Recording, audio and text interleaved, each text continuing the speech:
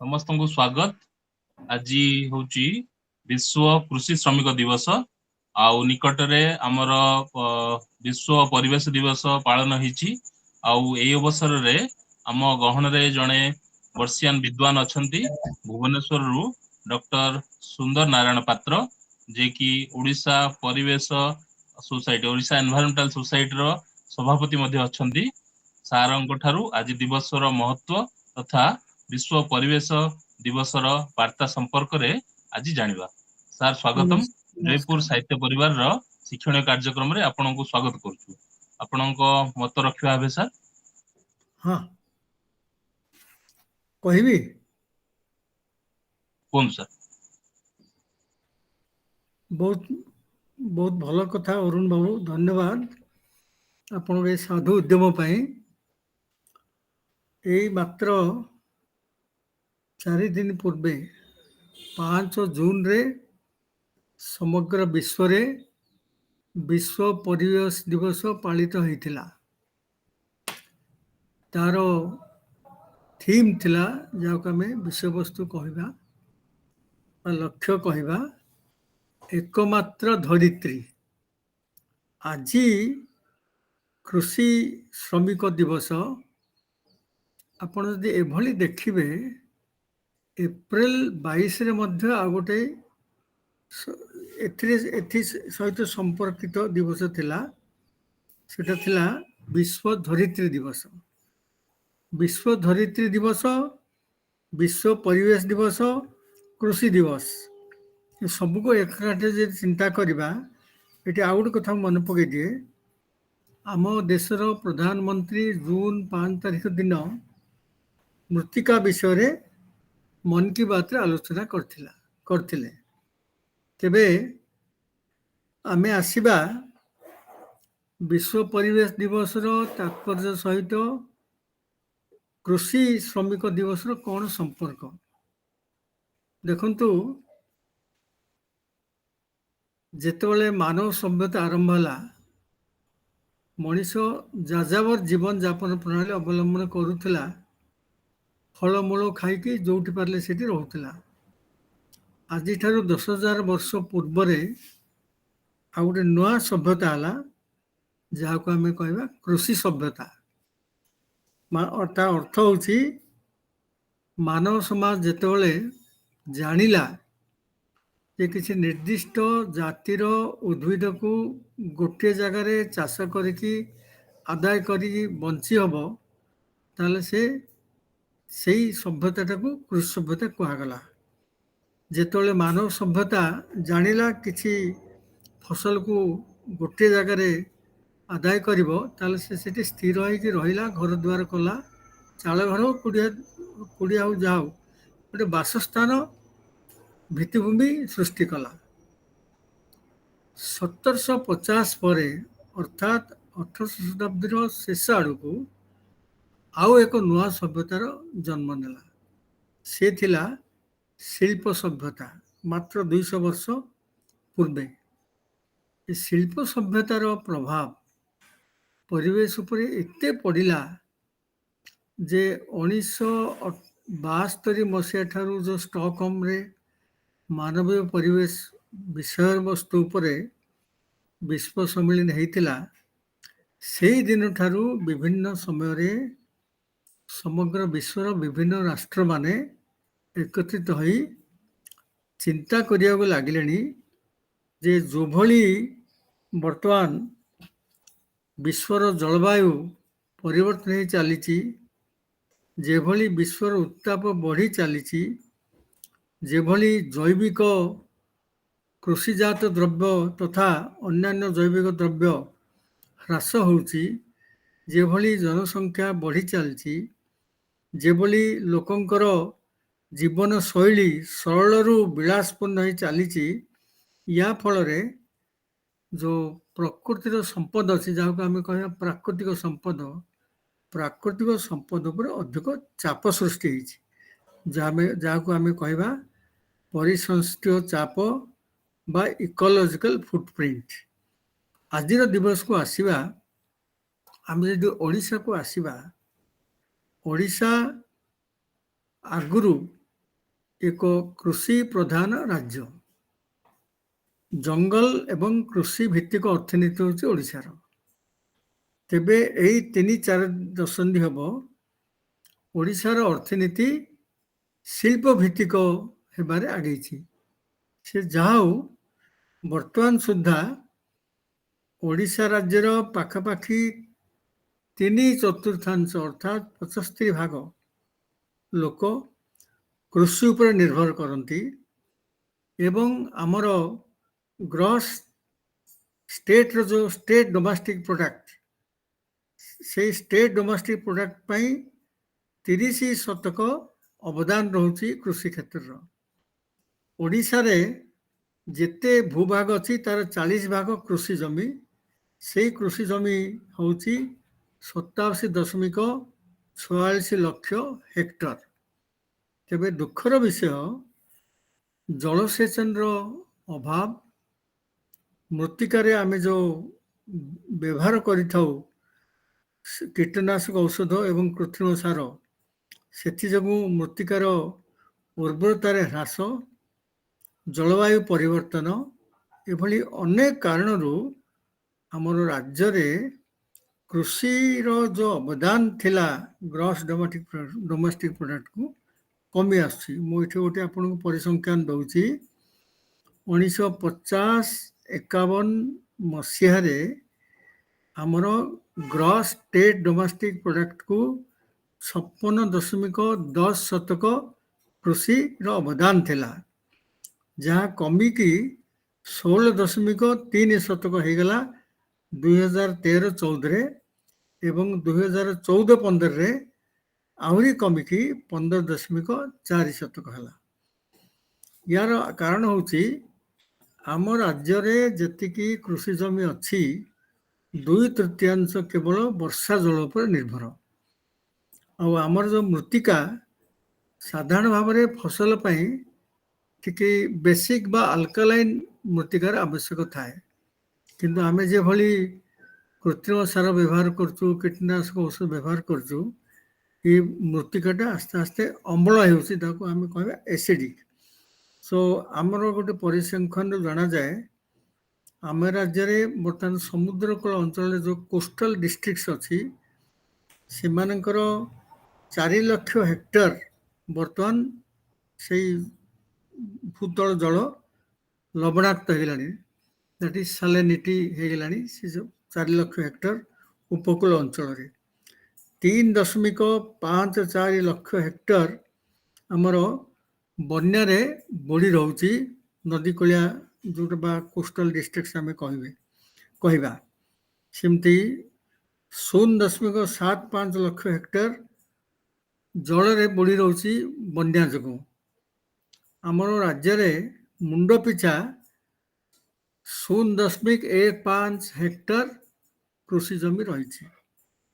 ଏଇ ଭିତ୍ତିଭୂମିକୁ ନେଇକି ଆମେ ଯଦି ଚିନ୍ତା କରିବା, ଆମର ଓଡ଼ିଶାରେ ଯଦି କୃଷି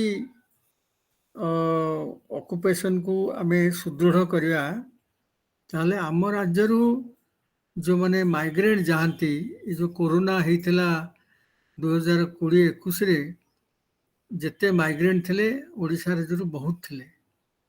ଏହାର କାରଣ ହେଉଛି ଆମର କୃଷି ଭିତ୍ତିଭୂମି ସୁଦୃଢ଼ ନୁହେଁ। ମୁଁ ଯାହା କହିଲି, ଯେତେ ଜମି ଅଛି 2/3 ବର୍ଷା ଜଳ ଉପରେ ନିର୍ଭର। ଆମେ ଯଦି ଜଳସେଚନଟାକୁ ବଢ଼େଇ ଦେଇ ପାରିଥାନ୍ତେ, ଆମେ ଆମର ଚାଷକୁ ଆମେ ଯଦି ଜୈବିକ ଉପାୟରେ, ଅର୍ଥାତ୍ ଆମେ ଆମର ଯେତିକି ସହରୀ ଆବର୍ଜନା, ଗୋରୁ ଗାଈଙ୍କର ଗୋବର, ଯେତେ ଏଗ୍ରିକଲଚର ୱେଷ୍ଟ, ଯେତେ ଭେଜିଟେବଲ ୱେଷ୍ଟ, ଏ ସବୁକୁ ଯଦି ଆମେ ତାକୁ ଜୈବିକ ଖତରେ ପରିଣତ କରିକି ତାକୁ ଯଦି ଆମେ ବିଲରେ ଦେଇଥାନ୍ତେ କୃତ୍ରିମ ସାର ଏବଂ କୃତ୍ରିମ କୀଟନାଶକ ବଦଳରେ, ତାହେଲେ ଆମର ଏତେ ଅସୁବିଧା ହୁଅନ୍ତାନି। ତେଣୁକରି ମୋର କହିବା କଥା, ଆମର ଇରିଗେସନ ବଢ଼େଇବା ଆଉ ଅର୍ଗାନିକ ମ୍ୟାନ୍ୟୁର ଆମେ ଉପରେ ଅଧିକ ନିର୍ଭରଶୀଳ ହେବା।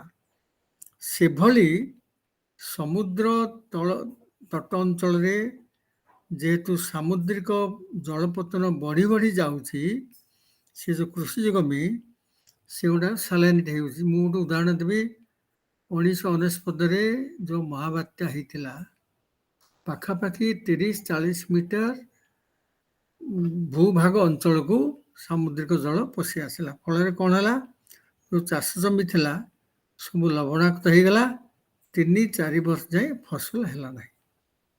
ଇଏ କୃଷି ବିଷୟରେ ମୁଁ ଯାହା କହିଲି। ଓଡ଼ିଶାରେ ପ୍ରଧାନ ଫସଲ ହେଲା ଧାନ। ଗହମଟା ଆମର ତ ବହୁତ କମ୍ ହୁଏ। ଇଏ ହେଲା ରବି ଫସଲ, ଆଉ ଇଏ ହେଲା ଖରିଫ ଫସଲ। ଖରିଫ ଫସଲରେ ଧାନ ପ୍ରମୁଖ। ରବି ଫସଲରେ ମୁଗ, ବିରି, ମାଣ୍ଡିଆ ଏଭଳି ବହୁତ ଫସଲ ରହିଛି, ଯେଉଁଟାକୁ ଆମେ ଆଦାୟ କରୁଛୁ। ଯେହେତୁ ଆମର ମନସୁନ ଯେଉଁଟା ଆମେ ମୌସୁମୀ କହୁଛେ, ମୌସୁମୀରେ ବିଭ୍ରାଟ ହେଉଛି, ସ୍ୱଳ୍ପ ବୃଷ୍ଟି ବେଳେବେଳେ ହେଉଛି ବା ଅଧିକା ବୃଷ୍ଟି ହେଲେ ବି ଠିକ୍ ସମୟରେ ହେଉନି, ତାର ରେନଫଲ୍ ଡିଷ୍ଟ୍ରିବ୍ୟୁସନଟା ଠିକ୍ ରହୁନି। ସେଇଥିପାଇଁ ଆକାଶରୁ ଜଳ ଉପଲବ୍ଧ ହେଲେ ମଧ୍ୟ ଠିକ୍ ସମୟରେ କୃଷି ପାଇଁ ଆମେ ତାକୁ ପାଉନେ। ତେଣୁକରି ଆମେ ବର୍ଷା ଜଳ ଅମଳ ପ୍ରକଳ୍ପ ପ୍ରତି ଯଥେଷ୍ଟ ଧ୍ୟାନ ଦେବାକୁ ହେବ। ବର୍ଷା ଜଳ ଅମଳ ଯଦି ଆମେ ପ୍ରକଳ୍ପ ଉପରେ ନିର୍ଭର ହେବା, ତାହେଲେ ଆମେ ଯେତେବେଳେ ଆବଶ୍ୟକ ସେତେବେଳେ ପାଣି ପାଇବା। ଏକଥା ମୁଁ କାହିଁକି କହିଲି, ସମଗ୍ର ଓଡ଼ିଶା କାହିଁକି ସମଗ୍ର ଭାରତ ବର୍ଷରେ ଗଜପତି ଜିଲ୍ଲା ଏକ ଉଦାହରଣ ସୃଷ୍ଟି କରିଛି। ଗଜପତିର ମହାରାଜା, ଯିଏକି ଓଡ଼ିଶା ଗଠନରେ ପ୍ରମୁଖ ଭୂମିକା ଗ୍ରହଣ କରିଥିଲେ, ସେ ବହୁତ ଗୁଡ଼ିଏ ସାଗର କରି, ସୀତା ସାଗର, ରାମ ସାଗର, ଲକ୍ଷ୍ମଣ ସାଗର, ଯାହାଫଳରେ ବର୍ଷା ଜଳ ଅମଳ ହେଇକି ରହିଲା ଏବଂ ଯେତେବେଳେ କୃଷି କ୍ଷେତ୍ରରେ ଜଳର ଆବଶ୍ୟକତା ରହିଛି, ସେତେବେଳେ ଏଇଠୁ କୃଷକମାନେ ଜଳ ନିଅନ୍ତି। ୟା ବ୍ୟତୀତ ବର୍ତ୍ତମାନ ଯେଉଁ ନୂତନ ପ୍ରକାର ଫସଲ ଓଡ଼ିଶା ସରକାର ପ୍ରୋତ୍ସାହନ କରୁଛନ୍ତି, ଆଳୁ ମିଶନ ଅଛି, ପିଆଜ ମିଶନ ଅଛି, ମିଲେଟ୍ ମିଶନ ଅଛି, ଯେଉଁଟା ମାଣ୍ଡିଆ ଏଗୁଡ଼ା ଇତ୍ୟାଦି, ଜହ୍ନା ଇତ୍ୟାଦି, ଏ କ୍ରପକୁ ଆମେ ବଢ଼େଇବା। ତାପରେ କିଛି ଔଷଧୀୟ ବୃକ୍ଷ ବୋର୍ଡ଼ ଗୋଟେ ଅଛି, ଔଷଧୀୟ ବୃକ୍ଷ ବଢ଼େଇବା। କିନ୍ତୁ ବହୁତ ଗୁଡ଼ିଏ କୃଷିଜାତ ଦ୍ରବ୍ୟର ବିକାଶ ପାଇଁ ବହୁତ ଗୁଡ଼ିଏ ପ୍ରୋତ୍ସାହନ ମିଳୁଛି, ତେବେ ଚାଷୀ ଟିକେ ଫଳବତୀ ହେଉନାହିଁ କାହିଁକି? ଏଗୁଡ଼ା ଠିକ୍ ଯେତେ କାର୍ଯ୍ୟକ୍ରମ ରହିଛି ଠିକ୍ ଭାବେ ଚାଷୀ ପାଖରେ ପହଞ୍ଚୁନି ବା ଆର ମନିଟରିଂ ଠିକ୍ ହେଇପାରୁନି। ମନିଟରିଂ ଠିକ୍ ହେଇପାରିବ, ଚାଷୀଙ୍କ ପାଖରେ ଠିକ୍ ଟେକ୍ନୋଲୋଜି ପହଞ୍ଚିବ, ଠିକ୍ ସମୟରେ ଋଣ ପହଞ୍ଚିବ, ସେମାନଙ୍କର ଜ୍ଞାନ କୌଶଳ ବା ସ୍କିଲ୍କୁ ଯଦି ଆମେ ଠିକ୍ ସମୟରେ ବଢ଼େଇ ପାରିବା, ତାହେଲେ ବହୁତ କଥା ହେବ। ଆମେ ବର୍ତ୍ତମାନ ଆସିବା ବିଶ୍ୱ ପରିବେଶ ଦିବସ ପାଇଁ। ବିଶ୍ୱ ପରିବେଶ ଦିବସର ପ୍ରତିବର୍ଷ ଗୋଟେ ବିଷୟବସ୍ତୁ ଥାଏ। 1972 ମସିହା ଷ୍ଟକହୋମରେ ଯେତେବେଳେ ପ୍ରଥମ ସମ୍ମିଳନୀ ହେଲା, ସେଠି ନିର୍ଣ୍ଣୟ କରାଗଲା ଯେ ସମଗ୍ର ବିଶ୍ୱରେ ଜୁନ 5କୁ ବିଶ୍ୱ ପରିବେଶ ଦିବସ ଭାବରେ ପାଳନ କରାଯିବ। ସେଠି ଗୋଟେ ନୂଆ ସଂଗଠନ ହେଲା, ସେଟା ହେଉଛି UNEP, United Nations Environment Programme, ମିଳିତ ଜାତିସଂଘ ପରିବେଶ କାର୍ଯ୍ୟକ୍ରମ। ସେଇ ମିଳିତ ଜାତିସଂଘ ପରିବେଶ କାର୍ଯ୍ୟକ୍ରମ ବର୍ତ୍ତମାନ ହାତକୁ ନେଲା। ସମଗ୍ର ବିଶ୍ୱରେ ଜୁନ 5ରେ ବିଶ୍ୱ ପରିବେଶ ଦିବସ ପାଳନ ହେବ ଏବଂ ଧାରାବାହିକ ଭାବରେ 1973 ମସିହାରୁ ସର୍ବତ୍ର ପାଳନ ହେଇ ଚାଲିଛି। ପ୍ରତିବର୍ଷ ଯେକୌଣସି ଗୋଟିଏ ରାଷ୍ଟ୍ର ବିଶ୍ୱସ୍ତରୀୟ ପରିବେଶ ଦିବସ ପାଳନ କରିବା ପାଇଁ ପୋଷ୍ଟ କରନ୍ତି। ଭାରତ ବର୍ଷରେ ବିଶ୍ୱସ୍ତରୀୟ ପରିବେଶ ଦିବସ ପାଳନ ହେଇଥିଲା 2018ରେ। ତାର ଥିମ୍ ଥିଲା ବିଟ୍ ପ୍ଲାଷ୍ଟିକ ପଲ୍ୟୁସନ୍। ଆମର ଯେଉଁ ସିଙ୍ଗଲ ୟୁଜ୍ ପ୍ଲାଷ୍ଟିକ ପଲ୍ୟୁସନ୍ କଥା କୁହାଉଛି, ତାକୁ ପ୍ରତିହତ କରିବା ତାର ଥିମ୍ ଥିଲା।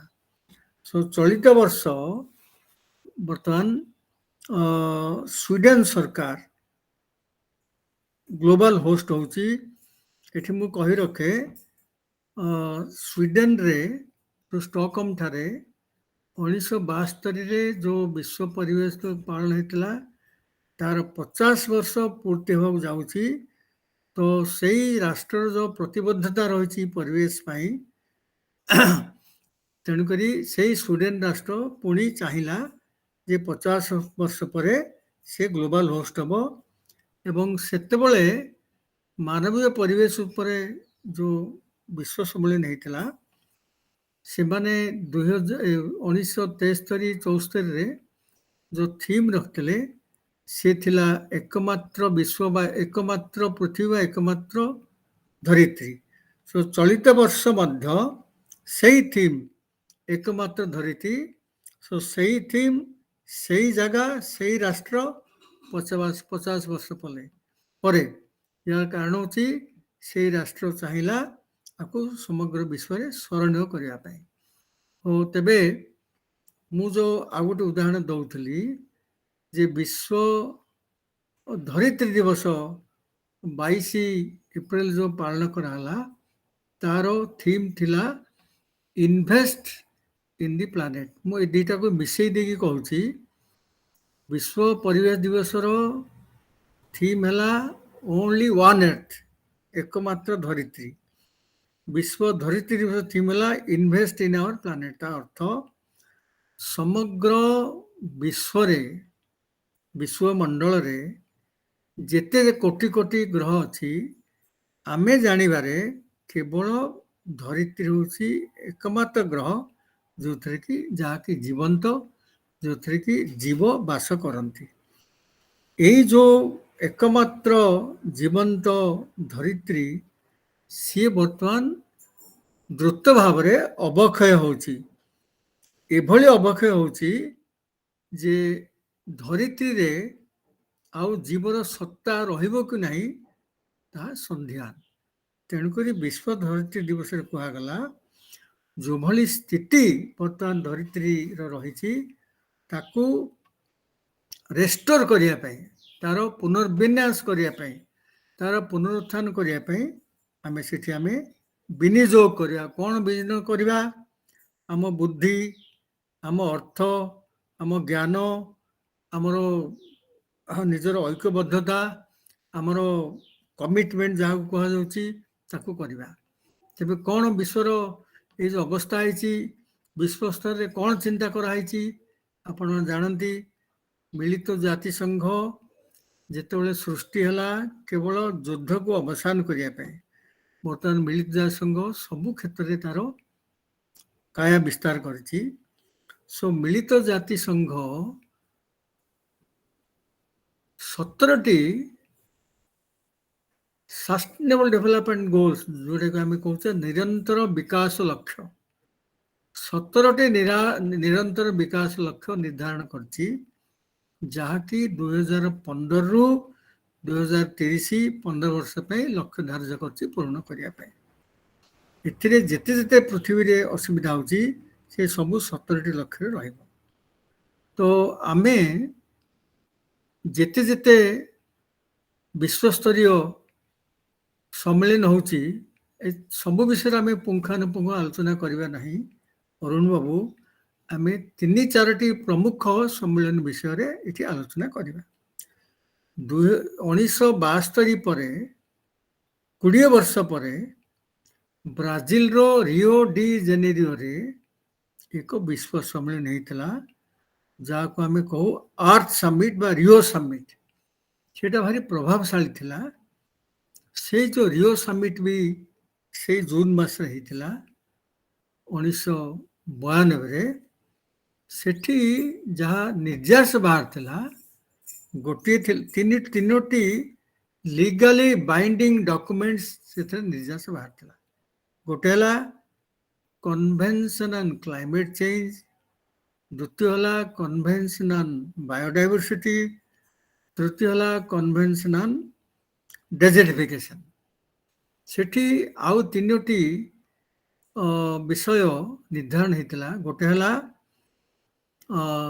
रियो डिक्लेरेशन द्वितीयटी है फॉरेस्ट्री सेक्टर डेवलपमेंट एवं तृतीयटी होता एजेंडा 21 सो एजेंडा 21 रो अर्थ होची एजेंडा 21 नाटे कहीं दियागला जहाँ जहाँ विश्व समूह चिंता कले जो जो कार्यक्रम हाथ को नेले विश्वर अवस्था जहाँ पुनर्विन्यास हम ताकू रूपायन करने उपाय मान सब गोटे एजेंडा कराला एवं से एजेंडार लक्ष्य रखागला एकविंश शताब्दी शेष सुधा ताहा जेभली पूर्ण हम से एजेंडा 21 करागला एकविंश शताब्दी माने एजेंडा 21 तार लक्ष्य रखागला आपण माने सब खबर कागज पढ़ी टीवी रे शुणुवे कन्वेंशन ऑन क्लाइमेट चेंज रो प्रति वर्ष विभिन्न राष्ट्र माने कौन से गोटे स्थान रे समीक्षा करती बसिकी से माने जहाँ निर्धारण करते कौन हला तार 26तम अधिवेशन कप 26 बर्तमान यहाँ ग्लास्को सहर रे इंग्लैंड रो ग्लास्को सहर रे जो 26तम अधिवेशन होता कप 26 कहचे से भली कन्वेंशन ऑन क्लाइमेट चेंज पर कन्वेंशन ऑन बायोडायवर्सिटी यहाँ हूँ जैव विविधता चुक्ति प्रथमटी है जलवायु चुक्ति द्वितीय है जैव विविधता चुक्ति सो जलवायु चुक्ति जहाँ कन्वेंशन ऑन क्लाइमेट चेंज रो 26 सेशन है बेले बर्तमान कन्वेंशन ऑन बायोडायवर्सिटी बा जैव विविधता चुक्तिर 15तम अधिवेशन बसवा जाऊँगी चाइना रे सेप्टेम्बर मासरे यही जो 15तम अधिवेशन रे जहाँ जहाँ निर्णय हम आम जाना तेबे ग्लास्को रे कौन हला ता विषय आम चिंता करवा विभिन्न राष्ट्र मानक कहगला जे तमे पृथ्वीर ये जो दुरावस्था को फेरे नापी फेरे आने कौन कर भारतर प्रधानमंत्री कहले आमे जो विभिन्न कल कारखाना गाड़ी मोटर जो धुआं छाड़ू जहाँ को आम कहे ग्रीन हाउस गैस बा सबुज गृह बाष्प ये सबुज गृह बाष्प जे कि विश्वर ताप को बढ़ाई दायी आमे ताकू शून्य स्थान को नहीं आसू 2070 मसीह 2070 माने आहरी आम 48 वर्ष नबू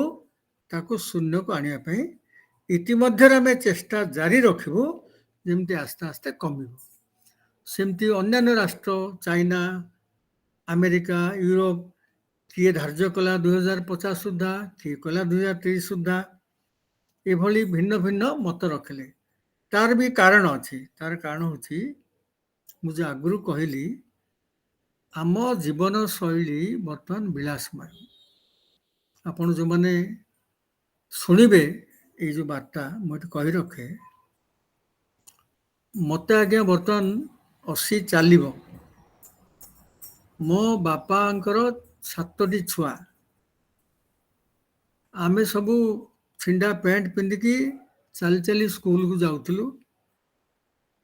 सबुठार बड़ भेहिकल आम साइकेल जदि आम किणु बहुत बड़ कथा है बर्तमान गोटे घरे जे बासन माजे सी भी तार झील को बाहा कल तार मोटरसाइकेल यौतुक दिए ये लाइफस्टाइल चेंज आमे प्रति घरे जिते लोक थे से गोटे गाड़ी थाए सब घरे एयर कंडीशन थी छोट गोटे रूम हमनी पुअर गोटे बापर गोटे झीर गोटे ये समस्त अलग अलग घर थो या कह जाए परिवेशर प्रकृतिर जिते उपादान अच्छी मुंड पिछा अधिका उपादान आम व्यवहार करूँ पर person utilization of natural resource is much more than what it was decades back या फल कौन हो देखु मो घरे मत टे थर्मल कंफर्ट दरकार गरम होची मु सही पानी मु एसी आनिबी एसी कोठु आनिबी बिजुली शक्ति आवश्यक बिजुली शक्ति मु कोठु आनिबी जीवाश्म इंधन रु भारत वर्ष रे जेते कोयला अच्छी केवल ओडिशा रे तार 24 भाग अच्छी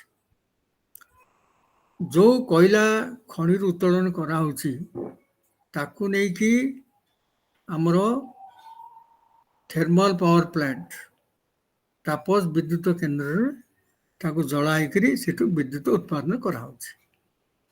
ଏଇ ଯୋଉ ପ୍ରକ୍ରିୟାରେ କୋଇଲା ଯୋଉ ଜାଳୁଛି ସେଥିରୁ ଉଡ଼ନ୍ତା ପାଉଁଶ ବାହାରୁଛି, ଆହୁରି ଅନେକ ବର୍ଜ୍ୟବସ୍ତୁ ବାହାରୁଛି। କାର୍ବନ ଡାଇଅକ୍ସାଇଡ ବାହାରୁଛି, ସଲଫର ଡାଇଅକ୍ସାଇଡ ବାହାରୁଛି, ନାଇଟ୍ରୋଜେନ ଅକ୍ସାଇଡ ବାହାରୁଛି। ଏ ସବୁ ଗୁଡାକ ହଉଛି ଗ୍ରୀନ ହାଉସ ଗ୍ୟାସ ବା ସବୁଜ ଗୃହ ବାଷ୍ପ। ଏଗୁଡା ସବୁ ବାୟୁମଣ୍ଡଳକୁ ଯାଉଛି। ତ ଆମେ ଯଦି ଜୀବାଶ୍ମ ଇନ୍ଧନରୁ ଶକ୍ତି ସଞ୍ଚୟ ନ କରିବା, ବିକଳ୍ପ ହେଉଛି ଆମେ ସୌର ଶକ୍ତିରୁ ଶକ୍ତି ସଞ୍ଚୟ କରିବା, ପବନ ଶକ୍ତିରୁ ପବନ ଚାଳିତ ପମ୍ପରୁ ଶକ୍ତି ସଞ୍ଚୟ କରିବା, ଜୈବିକ ବସ୍ତୁରୁ ଶକ୍ତି ସଞ୍ଚୟ କରିବା, ନ୍ୟୁକ୍ଲିୟର ଶକ୍ତି ବା ଆଣବିକ ଶକ୍ତିରୁ ମଧ୍ୟ ଶକ୍ତି ସଞ୍ଚୟ କରିବା। ଏମିତି ବହୁତ ଗୁଡ଼ିଏ ଶକ୍ତିର ଉତ୍ସ ଅଛି ଯୋଉଥିରେ କି ଏଇ ଯୋଉ ଗ୍ରୀନ ହାଉସ ଗ୍ୟାସର ଏମିଶନ ହବ ନାହିଁ। ତେବେ ବିକଳ୍ପ ଶକ୍ତି ଯାହାକୁ ଆମେ କହୁଛେ ଅକ୍ଷୟ ଶକ୍ତି ବା ଅଣପାରମ୍ପରିକ ଶକ୍ତି, ସେଥିରୁ ଶକ୍ତି ସଞ୍ଚୟ କରିବାକୁ ହେଲେ ବ୍ୟୟବହୁଳ, ଯେହେତୁ ଅଧିକା ପଇସା ଲାଗୁଛି, କମ ପଇସାରେ ଜୀବାଶ୍ମ ଶକ୍ତି ଆମେ ଉପଲବ୍ଧ ହଉଛେ, ତେଣୁକରି ଆମେ ନିର୍ଭର କରୁଛେ କୋଇଲା ଉପରେ। ଧୀରେ ଧୀରେ ଅକ୍ଷୟ ଶକ୍ତି ଯୋଉଟା ଅଣଜୀବାଶ୍ମ ଶକ୍ତି ଆମେ ଆଦାୟ ବା ସୃଷ୍ଟି କରିବାରେ ସଫଳ ହେବା କମ ଦାମରେ ଆସ୍ତେ ଆସ୍ତେ ଆମେ ଜୀବାଶ୍ମ ଶକ୍ତି ଉତ୍ସରୁ ଆଣିବା ନାହିଁ। ଏ ସମୟ ଲାଗିବ। ତେଣୁ ଯୋଉ ଦେଶର ଯାହା ଅବସ୍ଥା ସେ ଅନୁସାରେ ସେ ତାଙ୍କର ଦେଇଛନ୍ତି। ଆପଣଙ୍କର ଏଇ ଯୋଉ କଥାଟି ମୁଁ କହିଲି, ମୁଁ ଆପଣଙ୍କୁ ଆଉ 7 ବର୍ଷ ତଳକୁ ନେଇଯିବି। ଆପଣଙ୍କର ଫ୍ରାନ୍ସର ପ୍ୟାରିସ ଠାରେ 2015 ନଭେମ୍ବର 30ରୁ ଡିସେମ୍ବର 12 ପର୍ଯ୍ୟନ୍ତ ବିଶ୍ୱ ସମ୍ମିଳନୀ ହେଇଥିଲା। ସେଠି ସବୁ ରାଷ୍ଟ୍ର ସମୂହ ସମସ୍ୱରରେ ନିର୍ଣ୍ଣୟ କଲେ ଯେ ଆମର ଯୋଭଳି ଉତ୍ତାପ ବଢି ଚାଲିଛି, ଏକବିଂଶତମ ଶତାବ୍ଦୀ ଶେଷ ବେଳକୁ ଯାହା ଜଣାପଡୁଛି 2 ଡିଗ୍ରୀରୁ ଅଧିକା ବଢିବ, 4 ଡିଗ୍ରୀ ପର୍ଯ୍ୟନ୍ତ ବଢିବ। କିନ୍ତୁ ଏତେ ବଢିଲେ ଧରିତ୍ରୀ ପ୍ରଳୟ ହବ। ତେଣୁକରି ଆମେ ଚେଷ୍ଟା କରିବା 2 ଡିଗ୍ରୀ ଭିତରେ ସୀମିତ ରଖିବା। ଯଦି ସମ୍ଭବ 1.5 ଡିଗ୍ରୀ ପର୍ଯ୍ୟନ୍ତ ବଢିବାକୁ ଦେବା। ସେଟା କେମିତି ହବ? ଉତ୍ତାପ ସୃଷ୍ଟିକାରୀ କିଏ? ଯୋଉ ଜୀବାଶ୍ମ ଇନ୍ଧନରୁ ଆମେ ଶକ୍ତି ଆଣୁଛେ, ସେତେବେଳେ ଯୋଉ ସେ ଦୂଷିତ ବର୍ଜ୍ୟବସ୍ତୁ, ଯୋଉ କାର୍ବନ ଡାଇଅକ୍ସାଇଡ କହିଲି, ନାଇଟ୍ରୋଜେନ ଅକ୍ସାଇଡ କହିଲି, ସଲଫର ଡାଇଅକ୍ସାଇଡ କହିଲି, ଏ ଯେତେ ଯେତେ ଗ୍ରୀନ ହାଉସ ଗ୍ୟାସ ସବୁ ସୃଷ୍ଟି ହଉଛି, ଏ ସବୁର ସୃଷ୍ଟିକୁ କମେଇବାକୁ ପଡିବ। ୟାକୁ କଣ କରିବା? ତାହେଲେ ବିଶ୍ୱ ସମୂହ କହିଲେ ସବୁ ରାଷ୍ଟ୍ର କୁହ କିଏ କଣ କେମିତି କମେଇବ। ଭାରତ କହିଲା 2030 ସୁଦ୍ଧା ଆମେ କମେଇକରି 2005 ବେଳକୁ ଯୋଉ ସ୍ଥିତି ଥିଲା ସେ ସ୍ଥିତିକୁ ନେଇ ଆସିବୁ। ଏଥିପାଇଁ ଆମେ 33 to 35% ଗ୍ରୀନ ହାଉସ ଗ୍ୟାସ ଏମିଶନକୁ କମେଇ ଦେବୁ। ତ କେମିତି କମେଇବ କୁହ? କେମିତି କମେଇବ କହିଲେ ତାର 2ଟି ପ୍ରଣାଳୀ ଅଛି। ଗୋଟେ ହେଲା କୃତ୍ରିମ ଉପାୟରେ, ଆଉ ଗୋଟେ ହେଲା ପ୍ରାକୃତିକ ଉପାୟରେ। କୃତ୍ରିମ ଉପାୟ ହେଉଛି କାର୍ବନ କ୍ୟାପଚର ଟେକ୍ନୋଲୋଜି। ଯେତେ ଅଙ୍ଗାରକାମ୍ଳ ବାୟୁମଣ୍ଡଳକୁ ଯିବ, ତାକୁ ପୁଣି ଶୋଷଣ କରିବା ପାଇଁ ଯନ୍ତ୍ରପାତି ଅଛି, ତାକୁ କୁହାଯାଏ କାର୍ବନ କ୍ୟାପଚର ଟେକ୍ନୋଲୋଜି। କିନ୍ତୁ ସେ ବ୍ୟୟବହୁଳ, ଏତେ ମାତ୍ରାରେ ହେଇପାରିବ ନାହିଁ। ତ ତାର ବିକଳ୍ପ କଣ? ବିକଳ୍ପ ହେଉଛି ଉଦ୍ଭିଦ। ଉଦ୍ଭିଦ ଜଙ୍ଗଲ ପ୍ରାକୃତିକ ଭାବରେ ସେମାନେ ଅଙ୍ଗାରକାମ୍ଳ ନେଇକି ତାଙ୍କର ଅଙ୍ଗାର ପରିପ୍ରେକ୍ଷା କରିକିରି ଖାଦ୍ୟ କରିକିରି ସୃଷ୍ଟି କରିକି ଆମକୁ ଅମ୍ଳଜାନ ଦିଅନ୍ତି। ଏଇ ଯୋଉ ପ୍ରକ୍ରିୟାରେ ସେମାନେ ବାୟୁମଣ୍ଡଳରୁ ଅଙ୍ଗାରକାମ୍ଳକୁ ଯୋଉ ଗ୍ରହଣ କରନ୍ତି, ଆମର ଯେତିକି ଜଙ୍ଗଲ ଅଛି ଆମେ ତାକୁ ଏତେ ପ୍ରବଳ ଭାବରେ ଜଙ୍ଗଲ ବଢେଇ ଦେବା ଯେ ଆମ ବାୟୁମଣ୍ଡଳରେ 2.5ରୁ 3 ମିଲିୟନ ଟନ ଯୋଉ ଅଙ୍ଗାର ଅଛି ତାକୁ ସେ ଶୋଷଣ କରିଦେବ। କିନ୍ତୁ ବାସ୍ତବ କ୍ଷେତ୍ରରେ ଆମେ ଗଛ କାଟି ଚାଲିଛେ, ଯଦି ବା କହୁଛୁ ଆମେ ଗଛକୁ ଲଗେଇବା, ଜଙ୍ଗଲକୁ ବଢ଼େଇବା। ସେ ହେଉଛି ପରିତାପର ବିଷୟ। ତେବେ ଏଇଠି ଆଉ ଗୋଟେ କଥା ମୁଁ କହି ରଖେ, ଆମେ କେବଳ ସରକାର ଏହା କରିବ ଭାବିକି ନୀରବ ରହିଲେ ହବ ନାହିଁ। ସମଭାବରେ ପ୍ରତ୍ୟେକ ଗାଁଠୁ ଆରମ୍ଭ କରି ସହର ପର୍ଯ୍ୟନ୍ତ ଯୋଉଠି ଯୋଉଠି ସ୍ଥାନୀୟ ଭାବରେ ଯେଉଁ କମ୍ୟୁନିଟି ରହିଛନ୍ତି, ସେମାନଙ୍କର ସମଭାବରେ କର୍ତ୍ତବ୍ୟ ଅଛି। ତେଣୁକରି ଆମର ଚେତନା ଜାଗ୍ରତ ହେବା ଦରକାର, ବୌଦ୍ଧିକ ଶକ୍ତିର ବିକାଶ ହେବା ଦରକାର, ଆମେ ନିଜେ ଅନୁଭବ କରିବା ଦରକାର ଯେ ଆମେ ଯଦି ଆମର ଜୀବନଶୈଳୀକୁ ପରିବେଶ ଧର୍ମୀ ନ କରିକି ପରିବେଶ ବିଧର୍ମୀ କରିବା, ଜୀବନଶୈଳୀକୁ ସରଳ ନ କରିକି ବିଳାସମୟ କରିବା, ତାହେଲେ ଆମର ଯେଉଁ ପ୍ରାକୃତିକ ସମ୍ପଦ ବର୍ତ୍ତମାନ ଉପଲବ୍ଧ ଅଛି, ଆମେ ଭବିଷ୍ୟତ ପିଢ଼ି ପାଇଁ ଆଉ ରଖିପାରିବାନି। ତେଣୁକରି ଯେଉଁ ପ୍ରାକୃତିକ ସମ୍ପଦ ଧରିତ୍ରୀ ବକ୍ଷରେ ଅଛି, ଆମେ ଧରି ନେବା। ଆମେ ପୂର୍ବପୁରୁଷଠାରୁ ଆଣିନୁ, ଆମର ଆଗାମୀ ପିଢ଼ି ଠାରୁ ଆମେ ଧାର କରି ଆଣିଛୁ। ଯେହେତୁ ତାଙ୍କଠୁ ଧାର କରି ଆଣିଛୁ, ପୁଣି ତାଙ୍କୁ ଆମେ ଫେରେଇବା। ଏଇ ଲକ୍ଷ୍ୟ ଆମର ରହିବା ଦରକାର। ତେଣୁକରି ଆମର ସବୁଠାରେ ସମସ୍ତଙ୍କର କର୍ତ୍ତବ୍ୟ ରହିଛି। ମୁଁ ଏଠି ଗୋଟେ ଉଦାହରଣ ଦେବି ଅରୁଣ ବାବୁ। ମା ବା ପ୍ରକୃତିର ସୁରକ୍ଷା ଆମେ ଯଦି ଦେବା, ସେ ଆମର 100 ଗୁଣ ସୁରକ୍ଷା ଦେବ। ଆପଣମାନେ ଶୁଣିଥିବେ, ରାଜସ୍ଥାନର ପଶ୍ଚିମ ପଟେ ଗୋଟେ ଯୋଧପୁର ଅଞ୍ଚଳ ଅଛି। 1730 ମସିହାରେ ଯୋଧପୁରର ପ୍ୟାଲେସ୍ ଆପଣ ଯେମିତି, ବହୁତ ସୁନ୍ଦର ପ୍ୟାଲେସ୍, ରାଜପ୍ରସାଦ। ଅଭୟ ସିଂ ବୋଲି ଜଣେ ରାଜା ଥିଲେ। ତାଙ୍କର ସେଇ କୋଠା ତିଆରି କରିବା ପାଇଁ ସେତେବେଳେ ତ ସିମେଣ୍ଟ ନଥିଲା, ଚୂନ ଭାଟି ପୋଡ଼ିବା ପାଇଁ କାଠ ଦରକାର ହେଲା। ସେ ସୈନ୍ୟମାନଙ୍କୁ କହିଲେ, ଯୋଉଠି ଯୋଉଠି ଜଙ୍ଗଲ ଦେଖୁଛ ଯାଇ କାଟ। ସେ ଗୋଟେ ଜାଗାରେ ଘଞ୍ଚ ଜଙ୍ଗଲ ଥିଲା, ସେ ଗାଁ ନାଁ ଥିଲା ଖେଜରାଳି। ଖେଜରାଳିରେ ଅଭୟ ସିଂଙ୍କର ସୈନ୍ୟମାନେ ପହଞ୍ଚିଲେ। ଖେଜରାଳିରେ ଗୋଟେ ସମ୍ପ୍ରଦାୟ ଅଛନ୍ତି, ଆଦିବାସୀ ସମ୍ପ୍ରଦାୟ। ସେମାନେ ହେଲେ ବିଷ୍ଣୋଇ ସମ୍ପ୍ରଦାୟ। ହିନ୍ଦୀରେ ବିଷ୍ଣୋଇ କଲେ 29, ବିଶ ମାନେ 20, ନଈ କଲେ 9। ତାଙ୍କର 29ଟି ପ୍ରିନ୍ସିପଲ୍ ରହିଛି, ଯାହାକୁ ସେ ପାଳନ୍ତି। ସେ 29 ପ୍ରିନ୍ସିପଲ୍ରେ 6ଟି ପ୍ରିନ୍ସିପଲ୍ ହେଉଛି ବୃକ୍ଷ ଏବଂ ପ୍ରାଣୀକୁ ସମ୍ବେଦନଶୀଳ ହେଇକି ତାଙ୍କୁ ଆମେ ଆଦର କରିବା, ତାଙ୍କ ସହିତ ତାଙ୍କର ରକ୍ଷଣାବେକ୍ଷଣ ଦାୟିତ୍ୱ ଆମ ନିଜ ସନ୍ତାନ ଭଳି ଆମେ କରିବା। ତ ଅଭୟ ସିଂଙ୍କ ସୈନ୍ୟମାନେ ଯେତେବେଳେ କାଠ କାଟିବାକୁ ଗଲେ, ସକାଳୁ କୋଳାହଳ ଦେଖି ଅମୃତା ଦେବୀ ବିଷ୍ଣୋଇ ଜଣେ ମଧ୍ୟବୟସ୍କ ମହିଳା ଦେଖିଲା ବେଳକୁ ଗଛ କାଟିବା ପାଇଁ ସୈନ୍ୟମାନେ ଅଛନ୍ତି। ସେ ବାରଣ କଲେ, ସୈନ୍ୟମାନେ ଶୁଣିଲେ ନାହିଁ, କାରଣ ରାଜା ଆଦେଶ ପାଳନ ନ କଲେ ତାଙ୍କ ନିଜ ମୁଣ୍ଡ କଟିବ। ସେ ମହିଳା କହିଲେ, ଏଇଟା ଆମ ଧର୍ମ, ଆମେ ଗଛ କାଟିବାକୁ ଦେବୁନୁ। ସେ ମହିଳା ଯେତେ କହିଲେ ବି ସେ ଶୁଣିଲେ ନାହିଁ। ମହିଳା ଗଛକୁ କୁଣ୍ଡେଇକି ଧରିଲେ। କୁଣ୍ଡେଇକି ଧରିଲେ, ସେ ନୃଶଂସ ସୈନ୍ୟମାନେ ତାଙ୍କ ବେକକୁ କାଟିଦେଲେ। ମହିଳା କହିଲେ, ବେକକୁ ଯଦି କାଟିବ, ଗୋଟେ ଗଛର ଦାମ ଯେତିକି, ମୋ ଦାମ ତାଠୁ କମ୍, ମୋ ମୁଣ୍ଡ କାଟିଲେ କାଟ। ମା ଘରକୁ ଫେରି ଆସୁନି ବୋଲି 3 ଝିଅ ଦେଖି, ଏତେ ସମୟ ଆସୁନାହାନ୍ତି, 3 ଝିଅ ଯାଇକି ଦେଖିଲେ ମାଙ୍କର ଅବସ୍ଥା।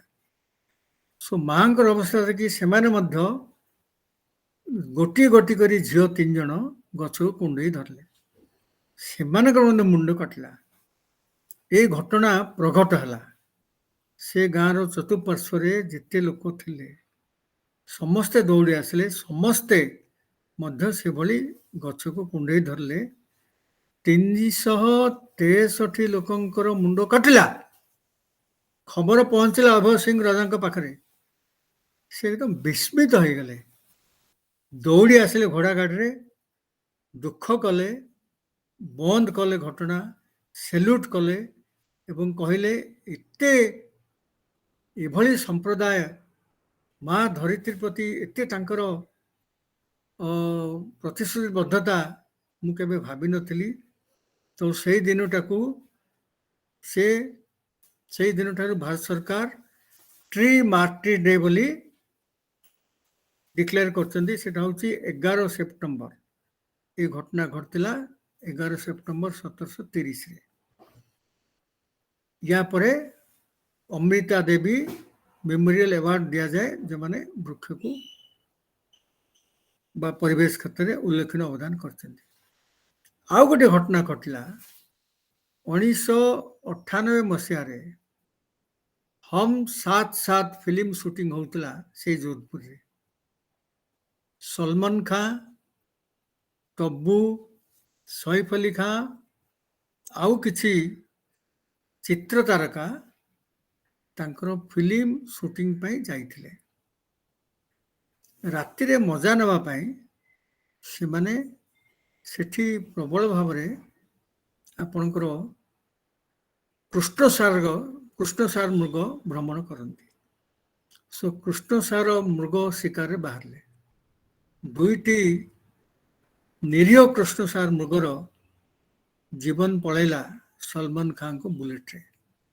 ଏହି ଘଟଣାଟି 3-4 ଜଣ ବିଷ୍ଣୋଇ ସମ୍ପ୍ରଦାୟ ଲୋକ ଦେଖିଥିଲେ। ସଲମାନ ଖାଁ ଏବଂ ଅନ୍ୟମାନଙ୍କୁ ଧରିଲେ, ପୋଲିସ ଜିମା ଦେଲେ। ସଲମାନ ଖାଁ 5 ବର୍ଷ ଜେଲ ଦଣ୍ଡାଦେଶ ପାଇଲେ, ଜେଲ ଭୋଗିଲେ, ଅର୍ଥଦଣ୍ଡ ହେଲା। ଯେହେତୁ ପଇସା ବାଲା ଡେରି ହେଲେ ମଧ୍ୟ ସେ ଉପର କୋର୍ଟରେ ମୁକ୍ତ ହେଇଗଲେ। ଆପଣ ଆଜିକାଲି ଖବରକାଗଜ ଦେଖୁଛନ୍ତି ବିଷ୍ଣୋଇ ଜଣେ ତାଙ୍କୁ ସୁଟ୍ କରିବା ପାଇଁ ଚିଠି ଦେଇଛି। ଏଇ ଦିନରୁ ତାଙ୍କ ରାଗ ରହିଛି। ଏଇ ଯୋଉ ଘଟଣାଟି ଘଟିଲା 1998 ମସିହାରେ, ସେଇ ଯୋଉ କୃଷ୍ଣସାର ମୃଗ କଥା ମୁଁ କହିଲି, କୃଷ୍ଣସାର ମୃଗ ଯୋଉଠି ଏମାନେ ମାରିଦେଲେ 24 ବର୍ଷ ପୂର୍ବରେ, ବର୍ତ୍ତମାନ ସେମାନେ ଚାନ୍ଦା ବାହାର କରିକି 2ଟି ପଞ୍ଚ ଧାତୁର କୃଷ୍ଣସାର ମୃଗ ସେଠି ପ୍ରତିଷ୍ଠା କରୁଛନ୍ତି। ଏବଂ ଆଉ ଗୋଟେ ଘର ତିଆରି ହେବ, ଯୋଉଠି ପଶୁମାନଙ୍କୁ ଯଦି କିଛି ଦୁର୍ଘଟଣାଗ୍ରସ୍ତ ହେଲେ ତାଙ୍କୁ ଫ୍ରି ଟ୍ରିଟମେଣ୍ଟ ଦିଆଯିବ। ଏଭଳି ସେମାନେ ଗୋଟେ ପଦକ୍ଷେପ ନେଇଛନ୍ତି।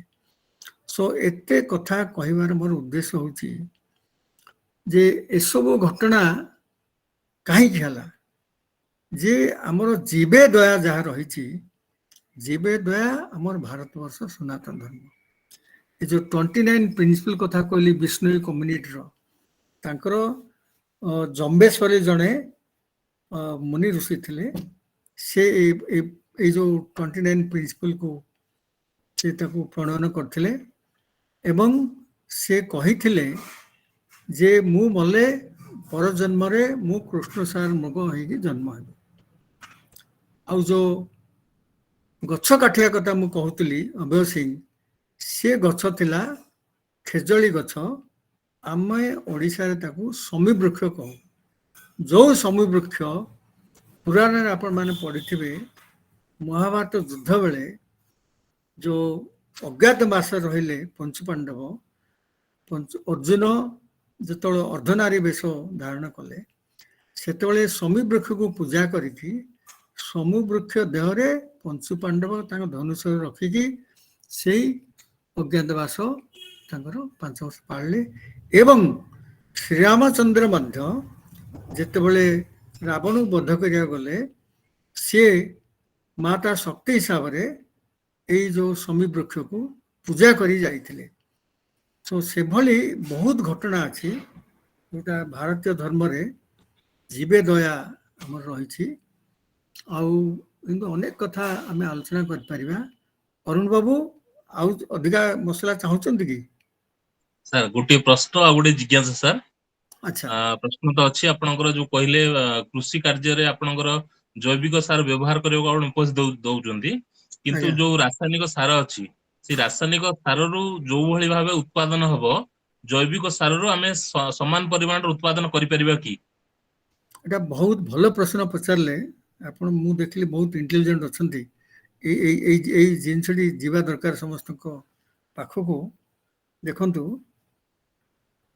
ଜୈବିକ ସାର ପ୍ରକ୍ରିୟାରେ ଆମେ ଯେଉଁ ଫସଲ ଆଦାୟ କରିବା ସେଟା ନିଶ୍ଚିତ ଭାବରେ ଟିକେ ମହଙ୍ଗା ହେବ।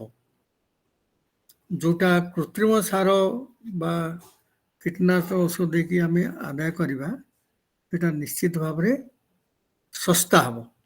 ତେବେ ଆପଣ ପରିବେଶ ଦୃଷ୍ଟିରୁ ଚିନ୍ତା କରନ୍ତୁ। ଆପଣ କୃତ୍ରିମ ସାର କୀଟନାଶକ ଔଷଧ ବ୍ୟବହାର କରିକି ଯେଉଁ ପନିପରିବା ଯାହା ଫସଲ ଖାଇବେ, ଆପଣ ବର୍ତ୍ତମାନ ଦେଖନ୍ତୁ ଯଦି ଗତ 100 ବର୍ଷକୁ ଆଜି ତୁଳନା କରିବେ, ସାର୍ ଟିକେ ଅଟକେଇବାକୁ ଚାହିଁବି। ସାର୍ ମୁଁ ଉତ୍ପାଦନର ଉପରେ କନସର୍ନ କରୁନି, ମୁଁ କହୁଛି ଯୋଉ ଆମାଉଣ୍ଟଟା ଉତ୍ପାଦନ ହବ। ଏବେ ମନେକର ଆପଣ ଦେଖନ୍ତୁ ରାସାୟନିକ ସାର ବ୍ୟବହାର କଲେ ଗୋଟେ ଏକର ସପୋଜ 10 ବସ୍ତା ଉତ୍ପାଦନ ହଉଥିଲା, ଜୈବିକ ସାରରେ ଆମେ ସେମ୍ 10 ବସ୍ତା ଉତ୍ପାଦନ କରିପାରିବା କି, ଏଇଟା ପ୍ରଶ୍ନ ସାର୍। ମୁଁ ସେଟା କହିକି ଆଉ ଟିକେ ଆଗକୁ ଯାଉଛି। ଆପଣଙ୍କ ପ୍ରଶ୍ନ ମୁଁ ବୁଝିଲି। ଧରନ୍ତୁ 10 କୁଇଣ୍ଟାଲ ଆଦାୟ ହେଲା ଜୈବିକ ସାର ବ୍ୟବହାରରେ, 10 କୁଇଣ୍ଟାଲ ଆପଣ ଆଦାୟ କଲେ କୃତ୍ରିମ ସାର ବ୍ୟବହାରରେ, କୃତ୍ରିମ ସାର ବ୍ୟବହାରରେ 10 କୁଇଣ୍ଟାଲଟା କମ୍ ଦାମ ହେବ, ଶସ୍ତା ହେବ, ମାନୁଛି। କିନ୍ତୁ ଆପଣ ସବୁ ଦିଗରେ ଯଦି ଚିନ୍ତା କରିବେ, ସବୁ ଦିଗର ଅର୍ଥ ସ୍ୱାସ୍ଥ୍ୟ ଦିଗରେ, ଆପଣ କୃତ୍ରିମ ସାରରୁ ଆଦାୟ ଯେଉଁ ଫସଲଟାକୁ ଖାଇବେ, ଜୈବିକ ସାରର ବ୍ୟବହାରରେ ଆଦାୟ ଯେଉଁ ଫସଲ ଖାଇବେ, ଡିଫରେନ୍ସ ହେଉଛି ବର୍ତ୍ତମାନ କର୍କଟ ରୋଗ ଯେଉଁଟା କ୍ୟାନ୍ସର କହୁଛେ, ହାଇ ବ୍ଲଡ଼ ପ୍ରେସର ଉଚ୍ଚ ରକ୍ତଚାପ କହୁଛେ, ଆମେ ତାପରେ ଏ ଯେଉଁ ଆମର ଡାଇବେଟିସ୍ କହୁଛେ, କିଡନୀ ରୋଗ କହୁଛେ, ଯେତେ ଯେତେ ପ୍ରକାର ଆଧୁନିକ ରୋଗ ଯାହାକୁ କୁହାଯାଏ ଅଣସଂକ୍ରମଣ, ନନ୍ କମ୍ୟୁନିକେବଲ୍ ଡିଜିଜ୍, ଏଇ ଯେଉଁ କୃତ୍ରିମ ସାର ବ୍ୟବହାର ଫଳରେ ଯେଉଁ ଫସଲ ବା ତାର ଆମଦାନୀ ଆପଣ ଖାଇବେ, ସେଥିଯୋଗୁଁ ଏଭଳି ରୋଗର ପ୍ରାଦୁର୍ଭାବ ଆସ୍ତେ ଆସ୍ତେ ବଢ଼ି ଚାଲିଛି। ଜୈବିକ ସାର ଉପରେ ନିର୍ଭର କରିବେ, ଏ ରୋଗ ବ୍ୟାଧିରୁ ଆପଣ କ୍ଷାନ୍ତ ରହିବେ। ତେଣୁକରି ଆପଣ ସୁଦୂର ପ୍ରସାରୀ ହିସାବ କରିବେ। କଷ୍ଟ ବେନିଫିଟ୍ କେବଳ ଫସଲଟା ମୁଁ ଖାଇଦେବି ତାର ହିସାବଟା କଲେ ହବନି।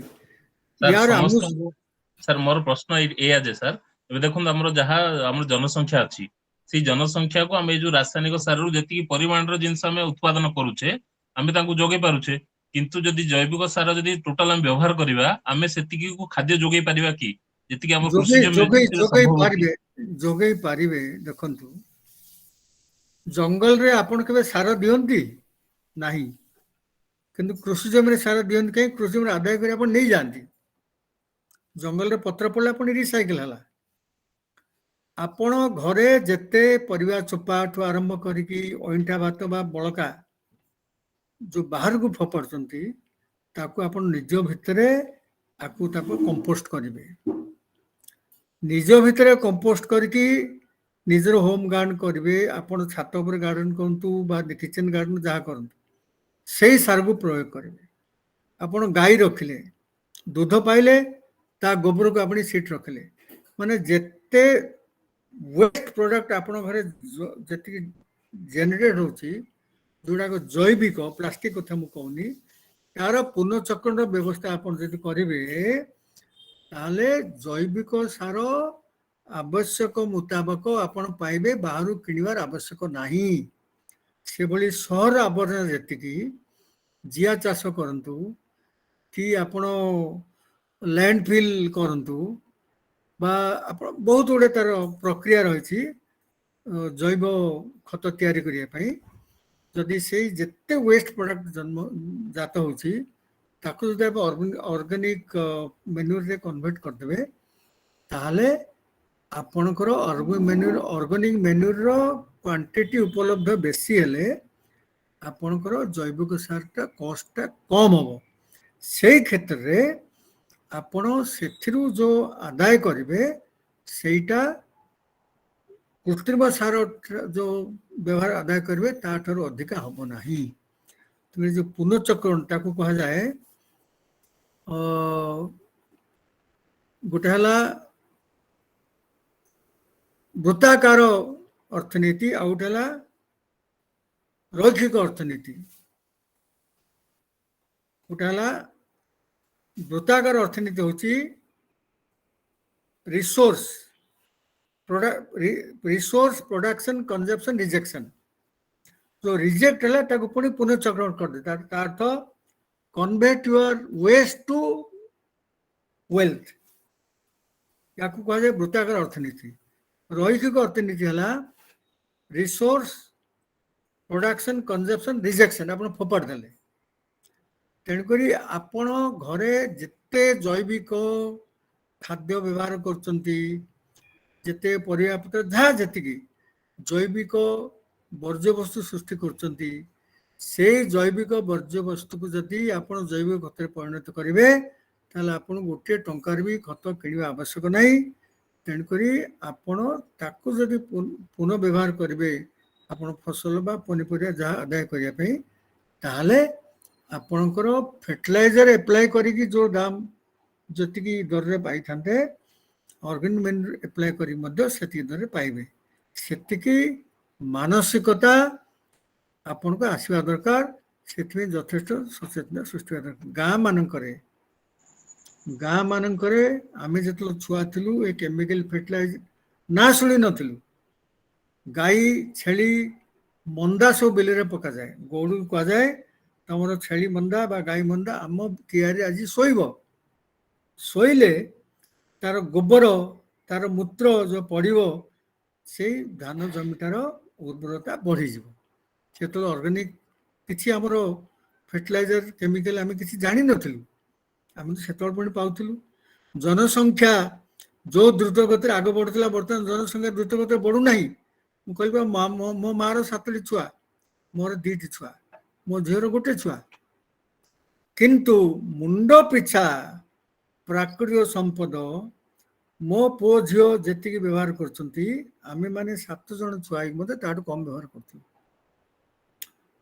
जनसंख्या बर्तमान तो आम 2 रु अधिका नुहे चाइना रे 1 जनसंख्या कौन वृद्धि है आपण जेजेबापा को पचार केते छुआ थे आपण बापा केतुटा आपण केतुटा जनसंख्या बढ़ुची किंतु द्रुत गति बढ़ुना किंतु मुंड पिछा प्राकृतिक संपदर व्यवहार विनियोगटा यथेष्ट बढ़ी यही समस्या आसूची आम बर्तमान जंक फुड निर्भर कहीं निर्भर कर आलस्य आमर समय ना पैक्ड फुड मिलगला बाहर मिलगला आम खाईदेलु कि आम जापारू से जंक फुड आम केते क्षति साधन कर जंक फुड तैयारी बहुत गुटे केमिकल व्यवहार होता कि कार्सिनोजेनिक तेणुक आप सब कस्ट बेनिफिट एनालिसिस कला बेले सामग्रिक भाव में करेंगे केवल प्रोडक्ट करेंगे तार एनवायरमेंटल इंपैक्ट भी हेल्थ इंपैक्ट एनवायरमेंट इंपैक्ट सब हिसाब कर बर्तमान जल देखु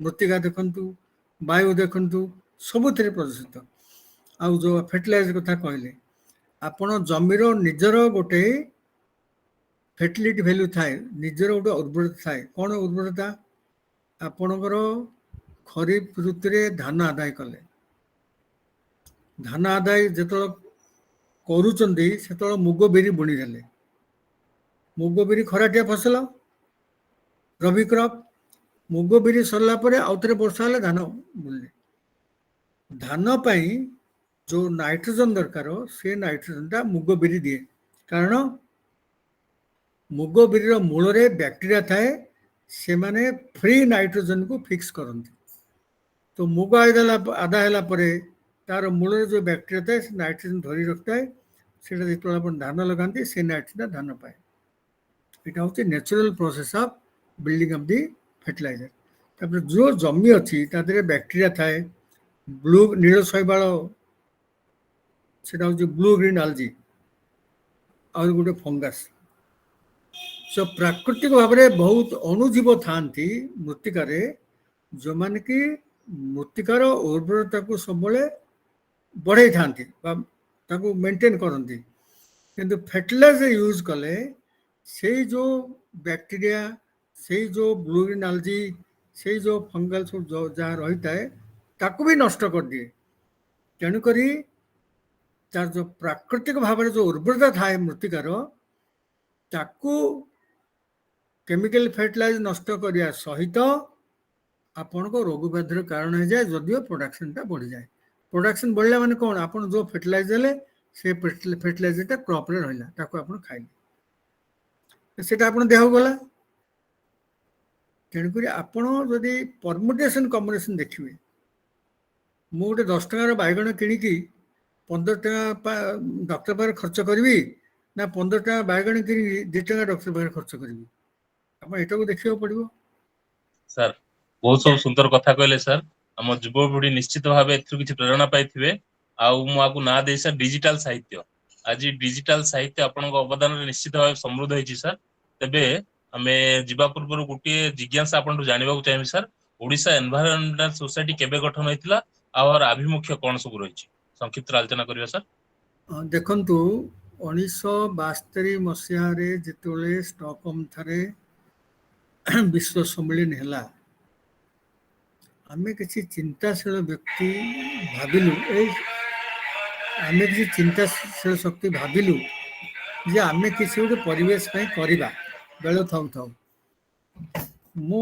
जने अध्यापक 1972 मसीहा रे मु सामंत चंद्रशेखर पुरी कॉलेज रे अध्यापक थाए तो मोर से दिन रो मोर पिला दिन रो गोटे आग्रह थाए मो गाँ नुआपड़ा गंजाम जिला चारिपटे पहाड़ पर्वत नई नाल मत छुआ बेलू भल लगे प्रकृति पक्षरे किसी समय कटापी तो सेठू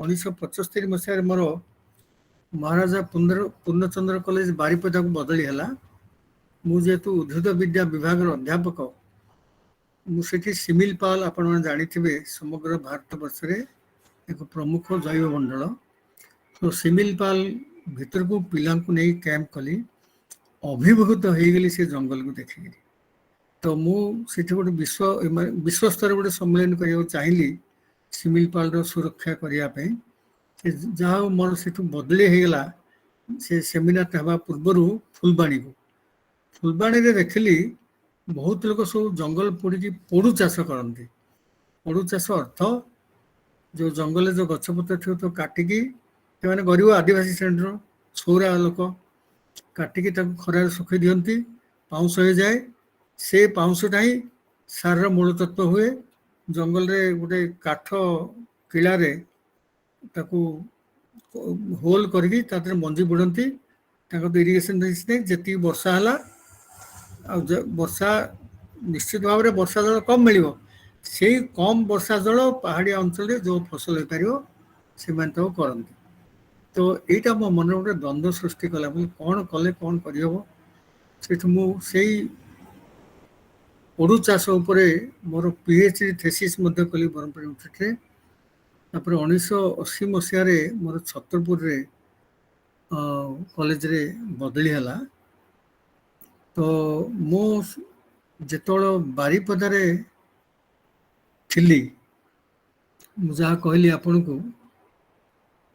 को कॉलेज बुली कहली पुणी पछकू जाऊँगी पुरी रु 1975 जो बारिपदा गली सिमिलपाल कथा कहली 1980 जो सम्मेलन करने चाहिए मोर जेहेतु फुलबाणी बदली हो गला मु से सम्मेलनटा फुलबाणी रे कली सेते बेले मु धरी नेली गोटे राज्य स्तरीय अनुष्ठान करवा परिवेश पर सो 2081 फेब्रुआरी आमे सम्मेलन कलु आपात आमे गोटे डिसीजन नेलु ओडिशा एनवायरमेंटल सोसाइटी ना रे गोटे संगठन करवा ताको पंजीकृत कलु 25 अक्टोबर 1982